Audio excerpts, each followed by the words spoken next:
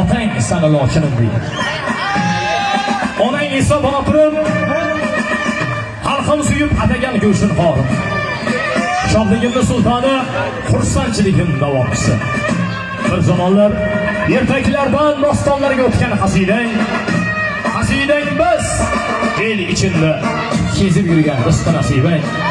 Bobolar aytgan edi, yo ul alidir, yo el ichida kezib yurgan bir majnuni validir.